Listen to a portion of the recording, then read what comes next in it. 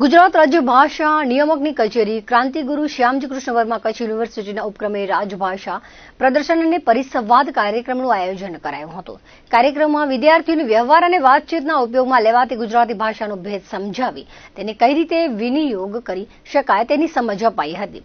સાથે વ્યવહારની રાજભાષાના પુસ્તકોનું પ્રદર્શન યોજાયું હતું. પરિસંવાદ કાર્યક્રમમાં જાણીતા સાહિત્યકાર ધીરેન્દ્ર મહેતાએ વહીવટની રાજભાષાના વિનિયોગ અંગે માર્ગદર્શન આપ્યું હતું. દર્શનાબેન ધોળકિયાએ વાતચીત ઉપયોગમાં લેવાતી ગુજરાતી ભાષાના વિનિયોગ અંગે સમજ આપી હતી.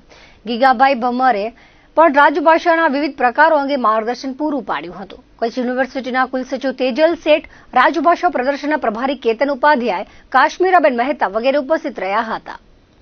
ભાષા નિયામકની કચેરી દ્વારા આજે રાજભાષા પ્રદર્શન અને પરિસંવાદનું આયોજન થયું છે, જેમાં પ્રદર્શનની અંદર પુસ્તકો જે આપણે વહીવટની ભાષામાં જે પુસ્તકો કામ આવે એવા પુસ્તકોનું પ્રદર્શન છે.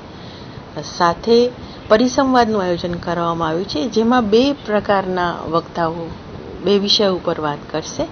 ગીગાભાઈ ભમ્મર વાત કરશે વહીવટી જે ભાષા છે ગુજરાતી ભાષા, એનો વિનિયોગ આપણે કેવી રીતે કરીએ છીએ.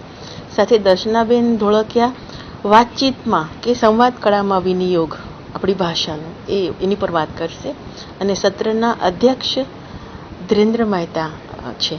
આ કાર્યક્રમ જે છે એ આપણી ગુજરાતી ભાષાનો મહાત્મ્ય અને રાજભાષા આપણી વાતચીતની ભાષા અને જે વ્યવહારની ભાષા છે એનાથી અલગ રીતે આપણે રાજભાષાનો ઉપયોગ